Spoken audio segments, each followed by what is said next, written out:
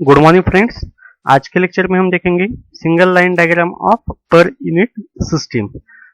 इसमें क्या होता है कि हमने जैसे पहले single line diagram of power system देखे थे, सेम टाइप की भी डायग्राम होती है। बस इसमें क्या रहता है, वहाँ पे हम जो भी जनरेटर, सर्किट ब्रेकर्स और ट्रांसफार्मर्स जो भी हमें रिप्रेजेंट करते हैं उनको सेम उसी तरह से यहाँ पर भी हम दिखाते हैं। सिर्फ इसमें क्या हो जाता है कि जो actual ratings of that generators है, सर्किट ब्रेकर्स है, ट्रांसफार्मर्स है, ट्रांसमिशन लाइन या फिर मोटर्स जो भी आपने लोड वहां पे कनेक्ट किया है वो इसमें कनेक्ट हम करते हैं।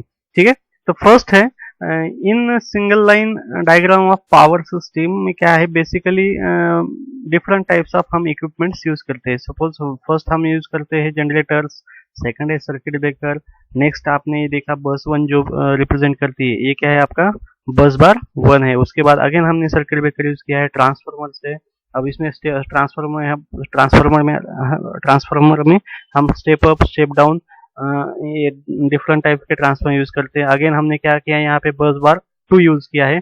और उसके बाद मोटर्स जो भी है हमारी कनेक्टेड वो हमने यहाँ पे यूज किए हैं। ठीक है, तो फर्स्ट देखते हैं इन single line diagram of per unit system consists of suppose both generator and alternators are there. In generating station, suppose alternator or generator is used, that generator is connected to the bus bar 1. After that that bus bar again transmit to supply to the next transformer, and that transformer is connected by delta to star connected.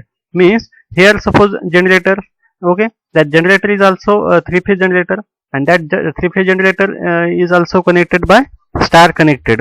Why this is star connected? Because of you हमको वहां पे क्या करना है, neutral present चाहिए for protection purpose के लिए, इसलिए वहां पे हमने स्टार कनेक्टेड जनरेटर्स हमने यूज किए। नेक्स्ट क्या है, फिर बस बार से हम अगेन उसको क्या करते हैं, हायर रेटिंग में कन्वर्ट करते हैं और वो कहाँ पे भेजते हैं, बस बार से ट्रांसफार्मर को। और ट्रांसफार्मर में फिर हमने क्या किया है, जो भी ट्रांसफार्मर के कनेक्शन है वो क्या है, स्टार और डेल्टा और स्टार में कनेक्टेड है। ठीक है, अगेन उसके बाद क्या है, बिटवीन 2 ट्रांसफर, अगेन इस यहां से भी हम क्या करते हैं, नेक्स्ट ट्रांसफार्मर को हम क्या करते हैं, पावर ट्रांसमिट करते हैं। लेकिन क्या है यहाँ पे कि दोनों ट्रांसफार्मर के बीच में क्या कनेक्टेड है आपकी ट्रांसमिशन लाइन। और देखो यहाँ पर भी जैसे यहाँ पे circuit breaker 1, circuit breaker 2, circuit breaker 3 और सर्किट ब्रेकर 4 कनेक्टेड है। इसका मतलब मैं आपको बाद में बोलता हूँ कि ये यहाँ पे दो सपोज यहाँ पे कनेक्ट किया, यहाँ पे इसका कनेक्शन क्या है। ठीक, तो उसके बाद देखो ट्रांसफार्मर 2 उससे भी सप्लाई कहाँ पे कनेक्टेड है, अगेन बस बार 2 को। और वहां उसके बाद आपका एक्चुअल जो भी लोड है, इंडस्ट्रियल हो कमर्शियल पर्पज के लिए हम जो भी मोटर या फिर अल्टरनेटर वहां पे एज अ लोड कनेक्ट करते हैं वो हमने कनेक्ट किया है। अब यहाँ पे देखो कि जब भी हम कोई भी पावर सिस्टम या फिर ट्रांसमिशन लाइन हो तो वहां पे हम सर्किट ब्रेकर्स, जब भी कोई भी शॉर्ट सर्किट कंडीशंस होती है तो उसमें क्या करते हैं, हम सर्किट ब्रेकर यूज करते हैं फॉर द स्विचिंग पर्पज और ऑन ऑफ पर्पज के लिए। ठीक है, तो यहाँ पे हमने क्या किया है कि different types of circuit breaker दिखाए, जैसे कि फॉर जनरेटर्स के लिए सर्किट ब्रेकर 1, बस बार के लिए सर्किट ब्रेकर 2 है, again circuit breaker 3, circuit breaker 4, circuit breaker 5, circuit breaker 6, different types of 6 circuit breaker हमने यहाँ पे क्या किए, यूज किए हैं। अब इसका पर्पज क्या है कि जब भी सपोज यहाँ पे कोई भी आपका फॉल्ट क्रिएट होता है ट्रांसफार्मर के पास, तो क्या है यहाँ पर शॉर्ट सर्किट करंट बहुत ज्यादा से ज्यादा फ्लो होगा। और जैसे शॉर्ट सर्किट करंट ज्यादा से ज्यादा फ्लो होगा तो क्या है, इधर का जो भी सेक्शन है आपका, सपोज बस बार है, जनरेटर है, वो डैमेज होने के चांसेस है। तो जिसके ज्यादा से ज्यादा जिसका डिस्टेंस कम है वो सर्किट ब्रेकर क्या हो जाता है, ऑपरेट हो जाता है। अब आप यहाँ पे आ जाओ, यहाँ पे ट्रांसमिशन लाइन है बिटवीन 2 ट्रांसफार्मर, एंड क्या है कि सपोज ट्रांसफार्मर के इस साइड पे क्या होता है, फॉल्ट क्रिएट होता है। तो वो क्या होता है कि इस सर्किट ब्रेकर से इसका डिस्टेंस बहुत नजदीक रहता है, तो near to this circuit breaker रहता है। तो एट दैट टाइम क्या हो जाता है, सर्किट ब्रेकर 3 जो भी है हमारा क्या हो जाता है, ऑपरेट हो जाता है। उसके बाद same suppose in between both transformer के बीच में क्या हो जाता है, ट्रांसफार्मर आपका जब भी क्रिएट हो जाएगा उस कंडीशन में क्या हो जाएगा आपका, बिफोर जो भी सर्किट ब्रेकर होगा उस सिस्टम के, सपोज सर्किट ब्रेकर 3, तो वो सर्किट ब्रेकर यहाँ पे ऑपरेट हो जाएगा। ठीक है, जैसे कि हमने उस पहले सिंगल लाइन डायग्राम देखी थी उस प्रकार ही इसको भी ड्रॉ करने का है। ठीक, अब उसके बाद नेक्स्ट है single line per unit system, जो भी अभी हमने देखा था उसके ऊपर से हमें क्या करना है, रिएक्टेंस डायग्राम ऑफ दैट पर सिंगल लाइन डायग्राम का हमें रिएक्टेंस डायग्राम ड्रॉ करनी है। रिएक्टेंस डायग्राम ड्रॉ कैसे करेंगे हम, क्योंकि रिएक्टेंस डायग्राम में क्या होता है कि जो भी पावर सिस्टम के डायग्राम हो आपकी कनेक्टेड, ठीक है, तो उसमें क्या है कि जितने भी टाइप्स के हम क्या क्या यूज कर रहे हैं वहां पे, जनरेटर्स, अल्टरनेटर्स, ट्रांसफार्मर्स, जो भी इक्विपमेंट हम यूज कर रहे हैं, तो उसमें क्या है इक्विपमेंट करके तो उसका एक पर्टिकुलर रिएक्टर्स वहां पे प्रेजेंट रहेगा, जैसे कि मोटर का भी होगा, जनरेटर का होगा, ट्रांसफार्मर 1, ट्रांसफार्मर 2 का, ठीक है। तो यहाँ पे क्या किया है, अब हमने जनरेटर 1 है, तो जनरेटर 1 का रिएक्टेंस निकालने के लिए हम क्या किया, फर्स्ट यहाँ पे हम रिप्रेजेंट करेंगे जनरेटर फॉर जनरेटर G1, ठीक है। और उसको बाद क्या है, उसका एक इंडिविजुअल रिएक्टेंस वहां पे प्रेजेंट रहेगा, तो उसको हमने यहाँ पे ड्रॉ कर दिया। यहाँ स्टार्ट करेंगे, एक लाइन न्यूट्रल कंसिडर करो, एक लाइन, क्योंकि रिएक्टेंस डायग्राम हम जब भी ड्रॉ करते हैं तो क्या करते हैं, सिर्फ 1 फेज और 1 न्यूट्रल वायर कंसिडर करते हैं। 3 फेज भी रहता है आपका सप्लाई, तो वहां पे हम क्या करते हैं, 1 phase and 1 neutral wire consider करते हैं। तो वहां पे हमने फर्स्ट क्या किया, जनरेटर जी कनेक्ट कर दिया, उसके बाद उसका रिएक्टेंस कनेक्ट कर दिया। उसके बाद क्या है यहाँ पे, नेक्स्ट देखो वहां से सप्लाई आप बस बार है, तो बस बार का कोई रिएक्टेंस नहीं रहता, वो कॉमन है। तो उसके बाद सप्लाई कहाँ पे गया, ट्रांसफार्मर के, और ट्रांसफार्मर के पास क्या है, अगेन ट्रांसफार्मर का एक इंडिविजुअल रिएक्टेंस प्रेजेंट रहेगा, ठीक है। तो उसके बाद उसका जो रिएक्टेंस है वो हमने ड्रॉ कर दिया, उसको यहाँ पे रिप्रेजेंट कर दिया। उसके बाद क्या है, next transformer to transformer connect करने के लिए हमने क्या कर दिया, यहाँ पे ट्रांसमिशन लाइन कनेक्ट कर दी। तो उसका भी जो भी रिएक्टेंस होगा वो कैसे होगा, एक सब जो भी इक्विपमेंट्स है कैसे कनेक्टेड है, सीरीज में। तो इसलिए जनरेटर का रिएक्टेंस आएगा, उसके सीरीज में क्या आएगा, फिर ट्रांसफार्मर के अगेन सीरीज में क्या आएगा, फिर ट्रांसमिशन लाइन का रिएक्टेंस। और उसके बाद अगेन क्या है, अगेन ट्रांसफार्मर है, तो उस ट्रांसफार्मर के लिए अगेन क्या हो गया, आप यहाँ पे देखो अगेन उसका एक रिएक्टेंस प्रेजेंट है, ठीक है, वो भी इस लाइन के सीरीज में ही आएगा। और लास्ट में क्या है, मोटर है, और मोटर का जो भी रिएक्टेंस होगा वो हम यहाँ पे उसको कनेक्ट कर देंगे, ठीक है। तो ये हो गया आपकी रिएक्टेंस डायग्राम। देखो यहाँ पे generator, transformer 1, transmission line, transformer 2 and motor, इस सब के से सीरीज कनेक्टेड है, ठीक है। तो यहाँ पर भी हमने क्या किया, जो एक फेज वायर कंसिडर किया, जो जहां पे हमने जनरेटर कनेक्टेड किया है, उसके बाद उसका रिएक्टेंस है, उसके बाद क्या है, ट्रांसफार्मर है, उसका रिएक्टेंस है, उसके बाद लाइन है ट्रांसमिशन लाइन, उसका रिएक्टेंस हमने ऐड कर दिया, उसके बाद ट्रांसफार्मर है, उसका रिएक्टेंस, और लास्ट में क्या है, आपकी मोटर कनेक्टेड है, तो उस मोटर का रिएक्टेंस। ये पूरी जो सिस्टम है वो देखो, पूरी लाइन जो भी है वो कैसे है, सीरीज कनेक्टेड है, यहाँ इसलिए हमने यहाँ पे सब सीरीज कनेक्टेड निकाल दिए। सपोज कुछ कंडीशन में क्या होता है कि 3 फेज सप्लाई रहता है, तो सपोज वहां पे आपको मेंशन कर दिया कि जनरेटर 1 और generator 2 both are connected in parallel and supplies voltage from suppose 500 kVA। उसका मतलब क्या है कि 2 जनरेटर है, जैसे कि हमने यहाँ पे दिखाया जनरेटर वायर, ऐसे यहाँ पे क्या होगा, जनरेटर और एक जनरेटर रहेगा, और वो कहाँ पे कनेक्ट रहेगा, उस बस बार को कनेक्ट रहेगा। तो वहां पे हमें क्या करना है, यहाँ पे सिर्फ और एक बार और एक क्या आएगा, आपका रिएक्टेंस प्रेजेंट रहेगा, और वहां पे हम रिप्रेजेंट क्या करेंगे, जनरेटर 2। और उसके बाद यहाँ से आगे क्या है, फिर इस बस बार से आगे पूरी सिस्टम सीरीज में है। तो यहाँ पे सिर्फ और एक जनरेटर प्रेजेंट आएगा कि हम दोनों को पैरेलल दिखाएंगे, उसके बाद ये सब उसके सीरीज में आ जाएगा, ठीक है।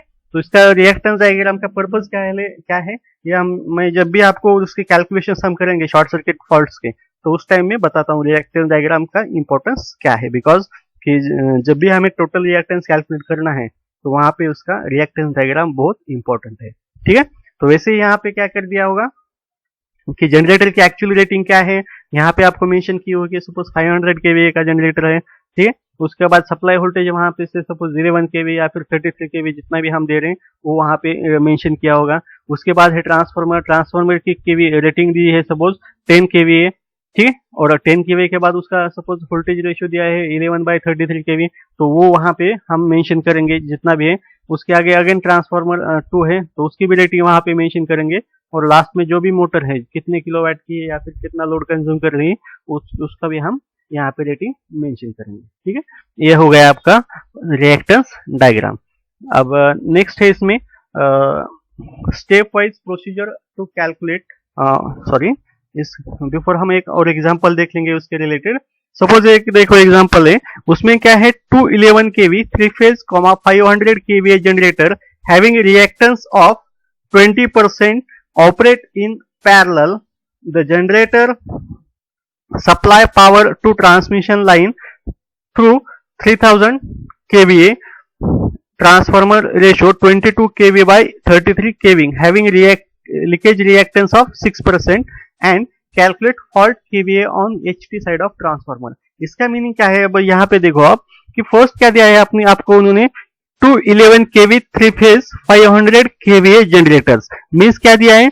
अब कोई यहाँ पे देखो जब भी आप इसका न्यूमेरिकल या कुछ भी सॉल्व करते हो ना उस टाइम में आप फर्स्ट एक ध्यान रखो कि आपको सिंगल लाइन डायग्राम कभी भी उन्होंने वो देंगे नहीं, तो हमें क्या करना है फर्स्ट उसकी सिंगल लाइन डायग्राम ड्रॉ करनी है। तो उस हिसाब से हमको क्या दिया है यहाँ पे 2 जनरेटर्स दिए हैं, किसकी रेटिंग क्या है, सप्लाई कितना है पावर 11 kV और उसकी रेटिंग क्या है एक्चुअल उस जनरेटर की 5000 kV है। तो ठीक है, 2 जनरेटर्स हैं, बोथ आर कनेक्टेड कैसे है पैरेलल। ठीक है, उसके लिए हमने क्या किया जनरेटर 1 कंसीडर किया, उसके बाद जनरेटर 2 कंसीडर किया, वो दोनों क्या किया हमने एक कॉमन बस बार को कनेक्ट कर दिया और उसकी रेटिंग वहां पे मेंशन करिए, दोनों की रेटिंग सेम दी है 5000 kVA 5000 kVA और उसका परसेंटेज ऑफ रिएक्टेंस कितना दिया है 20% और 20%। उसके बाद क्या है दोनों पैरेलल कनेक्ट करने के बाद देखो the generator supply power to the transmission line through 3000 kVA।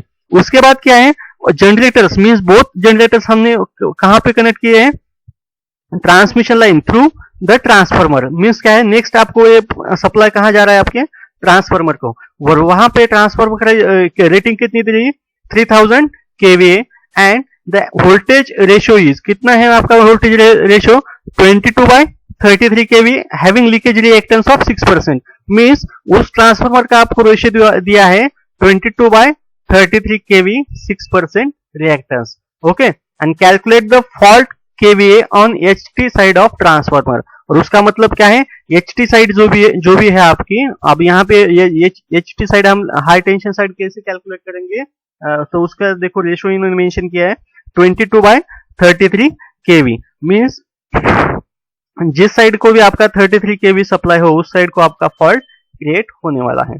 तो इस फॉल्ट के लिए हमको क्या करना है शॉर्ट सर्किट फॉल्ट करंट या short circuit fault MVA rating जो भी हमको एग्जाम में पूछेंगे वो हम कैलकुलेट करेंगे। अब इसके ऊपर से हम क्या करेंगे उसके बाद रिएक्टेंस डायग्राम इसकी ड्रॉ करेंगे। अब रिएक्टेंस डायग्राम कैसे ड्रॉ करेंगे हम कि देखो यहाँ पे फर्स्ट क्या करते हैं हम एक न्यूट्रल वायर कंसीडर कर दिए। ठीक है, क्योंकि रिएक्टेंस डायग्राम ड्रॉ करते समय हम क्या करते हैं सिर्फ एक फेज और एक न्यूट्रल कंसीडर करते हैं। तो यहाँ पे हमने क्या करते हैं न्यूट्रल वायर कंसीडर कर ली।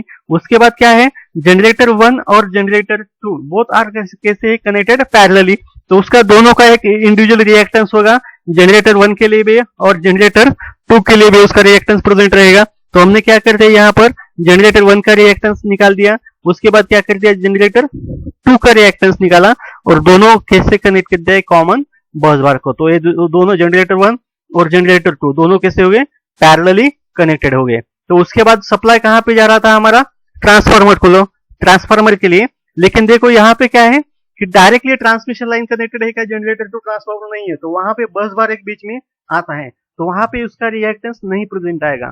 तो वहां पे क्या है जब भी ट्रांसमिशन लाइन का रिएक्टेंस कब आता है जब कोई भी transmission line connected between the 2 transformers, जो भी ट्रांसमिशन लाइन है आपके 2 ट्रांसफार्मर के अंदर कनेक्ट रहती है तभी उसका रिएक्टेंस वहां पे प्रेजेंट आएगा। तो यहाँ पे कोई भी रिएक्टेंस प्रेजेंट नहीं है। तो उसके बाद क्या आता है नेक्स्ट ट्रांसफार्मर, तो उस ट्रांसफार्मर का जो भी रिएक्टेंस है वो हम यहाँ पे दिखाएंगे और उसके बाद क्या है आपका फॉल्ट क्रिएट है, तो ये फॉल्ट का सिंबल है। ठीक है, तो इस तरह से आप इसकी रिएक्टेंस डायग्राम ड्रॉ करोगे। ठीक है, तो अब एक्चुअली इसके कैलकुलेशंस क्या है उसके स्टेप वाइज प्रोसीजर क्या है हम आगे देखेंगे। ठीक है, नेक्स्ट है step wise procedure to calculation of symmetrical faults. अब जब भी कोई भी सिमेट्रिकल फॉल्ट हमें कैलकुलेट करना है तब हम क्या करेंगे first draw single line diagram of the complete network indicating their ratings, voltage and percentage reactance of each element of the network। इसका मतलब क्या है जो भी हम रिएक्टेंस डायग्राम निकालेंगे उसका क्या है जो भी सिस्टम है वहां पे क्या करेंगे हम जितने भी कंपोनेंट्स है उसकी एक सिंगल लाइन डायग्राम ड्रॉ करेंगे। उस सिंगल लाइन डायग्राम में क्या है सपोज जनरेटर है, सर्किट आपका ट्रांसफार्मर है, ट्रांसफार्मर 1 ट्रांसफार्मर 2 और आपकी मोटर है एज ए लोड कनेक्टेड, उसका क्या करेंगे हम केवीए रेटिंग मेंशन करेंगे उसके बाद वहां पे क्या करेंगे, उसका परसेंटेज ऑफ रिएक्टेंस मेंशन करेंगे। ये जितने भी इनके रेटिंग्स हमें मेंशन किए, सपोज ट्रांसफार्मर है तो ट्रांसफार्मर का रेशियो वो मेंशन करते हैं कितना, सपोज 11/22 kV और 11/33 kV, तो जो भी रेशियो है वो हम वहां पे मेंशन करेंगे। All voltage ratings of and percentage reactance of each element, जितने भी एलिमेंट वहां पे कनेक्टेड है उतने का। नेक्स्ट है choose base kVA and convert all percentage reactance in base value. इसका मतलब क्या है कि यहाँ पे हम क्या करेंगे, जितने भी आपको वैल्यूज उन्होंने मेंशन किए, सपोज एक एग्जांपल हमने देखा था यहाँ पे। अब यहाँ पे क्या क्या कनेक्टेड है, ट्रांसफार्मर, जनरेटर 1 थे, जनरेटर 2 था और क्या था, ट्रांसफार्मर। यहाँ पे फिर हमारे एलिमेंट कितने प्रेजेंट आए, 3 एलिमेंट थे, तो उसकी रेटिंग उन्होंने मेंशन की थी, जैसे 5000 केवीए और बोथ जनरेटर की थी, और ट्रांसफार्मर की रेटिंग थी 3000 केवीए। तो दोनों रेटिंग्स कैसे अलग है, तो इसमें जब भी हमें बेस केवीए के वैल्यू चूज करना है तब हम क्या करेंगे, जो मैक्सिमम वैल्यू वहां पे प्रेजेंट रहती है उससे हम उस वैल्यू को हम एज ए बेस केवीए बोल के कंसिडर कर सकते हैं। जैसे कि यहाँ पे 3000 और 5000 थी, तो हम यहाँ पे क्या करेंगे, 5000 as a base kVA consider करेंगे। नेक्स्ट है corresponding to the single line diagram of the network, draw the reactance diagram showing one phase of the system and neutral wire। जैसे कि मैंने आपको बोला था, उसके बाद क्या करना है कि आपको कोई भी रिएक्टेंस, जो भी सिंगल लाइन डायग्राम आपने निकाली थी उससे आपको क्या करना है, रिएक्टेंस डायग्राम निकालनी है। और जब भी रिएक्टेंस डायग्राम हम शो करेंगे तो उसमें क्या है, सिर्फ वन फेज और न्यूट्रल उसमें हमें ड्रॉ करना है, कि जिसके हेल्प से हम टोटल रिएक्टेंस कैलकुलेट कर सकते हैं। तो उसके बाद नेक्स्ट प्रोसीजर स्टेप्स है, find total percentage reactance of the network up to the fault point, let it be percentage of X. Percentage of X means percentage of total reactance. उसका मतलब क्या है कि यहाँ पे देखो, आप हमें क्या करना है, total percentage of reactance calculate करना है। तो रिएक्टेंस हमने क्या कर दिया, फर्स्ट जनरेटर का कैलकुलेट कर दिया, जनरेटर 2 का कैलकुलेट कर दिया, उसके बाद क्या कर दिया, ट्रांसफार्मर का कैलकुलेट कर दिया। उसके बाद क्या करना है, जहां फॉल्ट क्रिएट होता है हमारा, वहां तक का टोटल रिएक्टेंस हमें क्या करना है, कैलकुलेट करना है। मींस यहाँ पर आप टोटल रिएक्टेंस कैसे कैलकुलेट करेंगे, यहाँ पे आप देखो कि जनरेटर 1 है, जनरेटर 2 है और क्या है, ट्रांसफार्मर। अब हम सीरीज पैरेलल नेटवर्क से इसे सॉल्व करते हैं, तो ये दो जनरेटर्स का रिएक्टेंस कैसे आता है, पैरेलल आता है। मींस इसका फॉर्मूला क्या हो गया, xg1 plus xg2 divided by xg1 into xg2 divided by xg1 plus xg2। और उसके बाद क्या है, नेक्स्ट ट्रांसफार्मर का जो भी रिएक्टेंस है उसके कॉम्बिनेशन में कैसे सीरीज में कनेक्टेड है, तो उसको हम क्या करेंगे, उसके बाद plus percentage reactance of transformer. तो ये आपका हो गया टोटल रिएक्टेंस। इसके ऊपर से हम टोटल रिएक्टेंस वहां पे कैलकुलेट कर देंगे, ठीक है। उसके बाद देखो नेक्स्ट है, find the full load current corresponding to the selection of base kVA and the normal system voltage at the fault point, ठीक है। इसका मतलब क्या है, हमें वहां पे लाइन करंट की जो भी वैल्यू है IL वो फाइंड आउट करनी है। किसके विद ऑफ कैसे क्या है आपका, वहां पे जो भी बेस केवीए मेंशन किया है वो उसके हिसाब से। तो इसका फॉर्मूला क्या है, I equal to base kVA into 100 divided by percentage of x, ठीक है। तो बेस केवीए की वैल्यू क्या आती है, बेस केवीए की वैल्यू जो भी हमने चूज की है फर्स्ट स्टेप्स में जो भी वैल्यू हम चूज करते हैं वो वहां पे हम मेंशन करेंगे। नेक्स्ट है then the various short circuit calculations. अब नेक्स्ट क्या करना है, उसके ऊपर से शॉर्ट सर्किट कैलकुलेशंस हमें कैलकुलेट करना है। अब शॉर्ट सर्किट कैलकुलेशन में क्या करेंगे, शॉर्ट सर्किट करंट हम जब भी कैलकुलेट करते हैं तो I equal short circuit current का फॉर्मूला क्या है, ISC equal to I into 100 divided by percentage of x। ये हो गया आपका शॉर्ट सर्किट करंट। और शॉर्ट सर्किट केवीए जब भी हमें फाइंड आउट करना है तो हम क्या यूज करेंगे, base KVA into 100 divided by percentage of x। इस फॉर्मूले से हम क्या करेंगे, short circuit KVA find out करेंगे। ओके, ये एक्चुअली प्रोसीजर है आपके सिंगल लाइन डायग्राम की। Thank you.